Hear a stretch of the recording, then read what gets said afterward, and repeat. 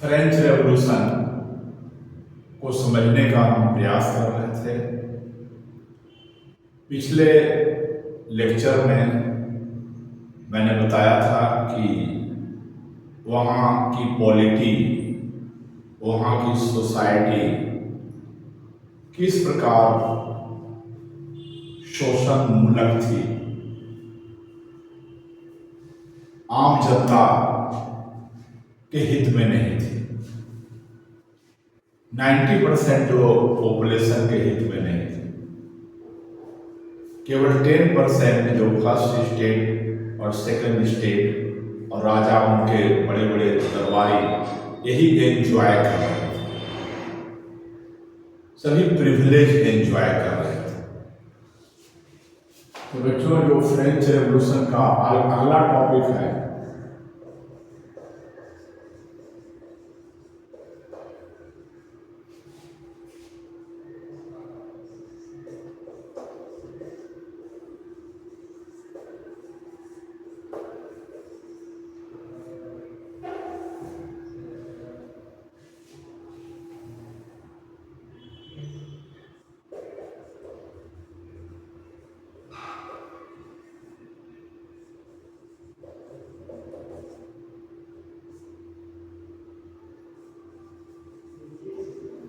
वहां की करेंसी को लीवर कहा जाता था। तो बच्चों, आज हम फाइनेंशियल जो क्राइसिस है, वित्तीय संकट जो राज्य के सामने, जो राजा के सामने, सरकार के सामने उपस्थित हुई और जिसे राजा सोल्व करने में असफल रहा और जिसके कारण उसे उस प्रक्रिया को शुरू करना पड़ा जो क्रांति की ओर ले गई। ये फाइनेंशियल क्राइसिस कैसे आया, ये संकट आया तो कैसे? पहले हम लोग जान चुके हैं कि राजा एक बहुत ही पॉम्प एंड ग्लैमर के साथ लैविश लाइफ स्टाइल, वर्साय के राजमहल का की ठाट बाट पूरे यूरोप में चर्चा में रहती थी कि फ्रांस के राजा के ऐसे ठाट, ऐसे बाट, पैसा पानी की तरह बहाया जाता था। और राजा बहुत पहले से लुई 14th, 15th अनेकों युद्ध में, वॉर्स में शामिल रहते थे। और युद्ध में होता क्या है, वॉर में क्या होता है? पैसे की बर्बादी, संसाधनों, रिसोर्सेस की बर्बादी, डिस्ट्रक्शन। न जाने कितने युद्ध उसने, फ्रांस ने इंग्लैंड के खिलाफ लड़ा। इंग्लैंड उसका आर्क एनिमी था, ट्रेडिशनल एनिमी था। आगे चल के हम देखेंगे नेपोलियन भी इंग्लैंड को ही सरेंडर कराने के चक्कर में समाप्त हो गया। 100 years वॉर, 100 वर्ष का युद्ध इंग्लैंड से लड़ा गया। 7 years वॉर, 7 वर्षीय युद्ध, ऐसे ऐसे युद्ध लड़े जाते थे। तो युद्धों में बर्बादी होती है। तो राजा पर ऑलरेडी 2 बिलियन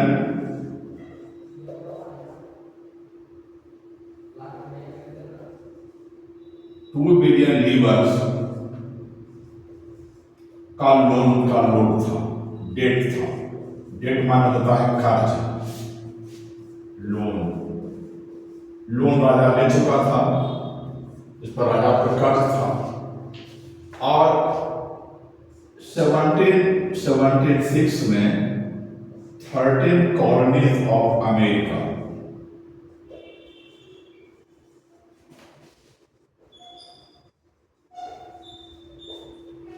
इंग्लैंड के खिलाफ युद्ध की घोषणा कर दिया। उनको अपना वॉर ऑफ इंडिपेंडेंस, इसको कहा जाता है American war of independence.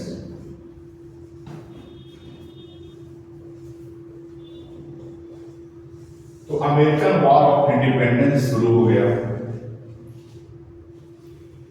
Lewis 16 को क्या लगा कि इंग्लैंड तो ट्रेडिशनल एनिमी है और उसके खिलाफ अमेरिका के लोग लड़ रहे हैं, तो क्यों न सेना भेज दी जाए दुश्मन को दबाने के लिए।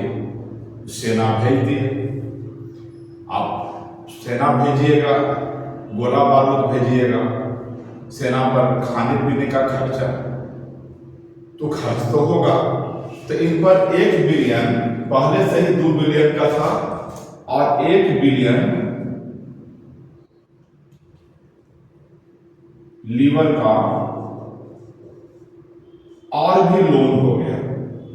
तो पहले से ही 2 बिलियन से ऊपर का था और 1 बिलियन से ऊपर और जुड़ गया।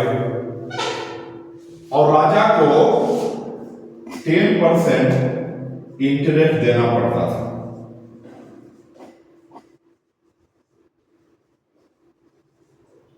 जो ट्रेडर्स, बैंकर्स उनको कर्जा दिए थे वो पैसा मांगने लगे, 10% दीजिए हमारा। अब राजा को क्या चाहिए था?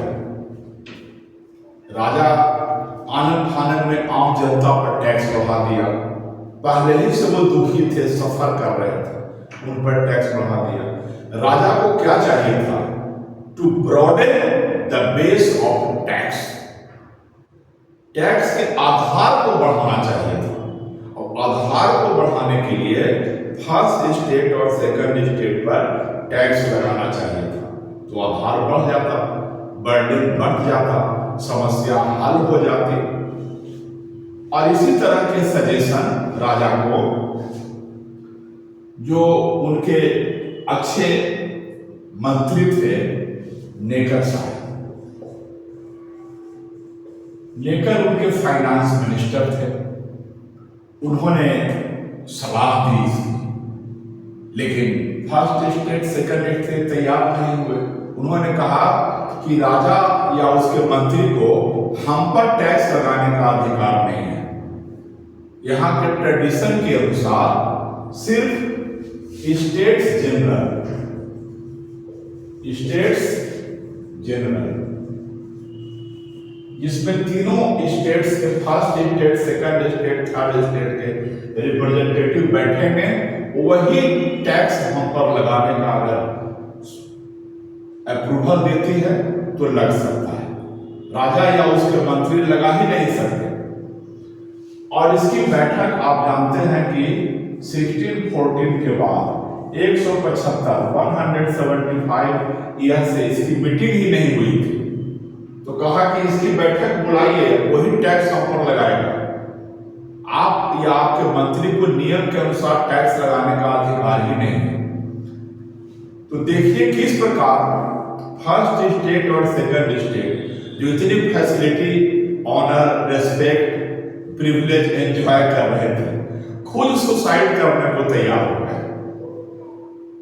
इन सब कामों से खुद उनका प्रिविलेज खत्म होने वाला था। जैसे ही मीटिंग, आप जानते हैं आगे देखेंगे तो क्रांति की शुरुआत हो जाती है।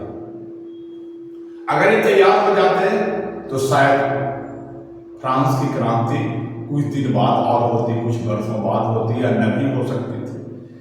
लेकिन ये जो नेकर साहब की सलाह को नहीं माना गया। एक और फाइनेंशियल एडवाइजर थे जिनका नाम था टर्गॉट,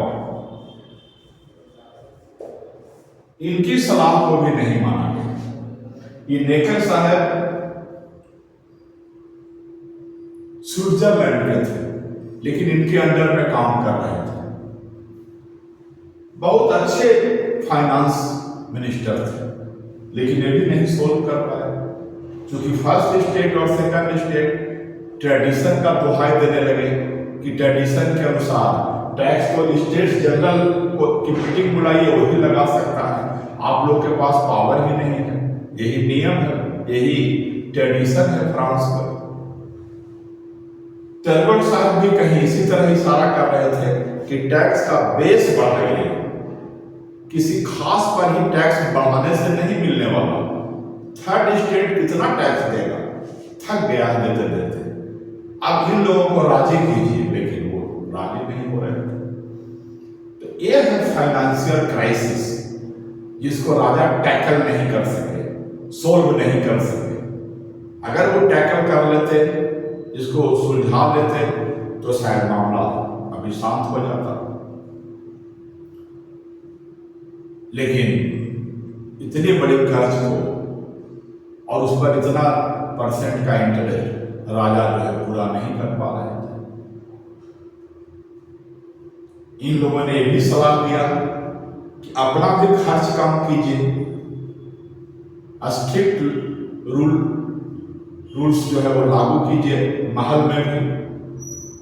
लेकिन राजा और उसकी रानी सुनने को तैयार नहीं थे। हाथ खुला हुआ था खूब खर्च करने का, ठाट बाट से रहने का, वो कैसे कमी कर लेते।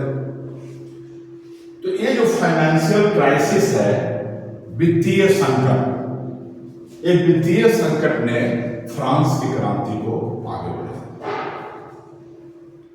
अब बच्चों हम देखते हैं इंटेलेक्चुअल रीजन, जो मध्यम वर्ग, कैसे मिडिल क्लास इसके लिए जिम्मेवार हो जाती है, कैसे मिडिल क्लास भी एक फैक्टर बन जाता है क्रांति का।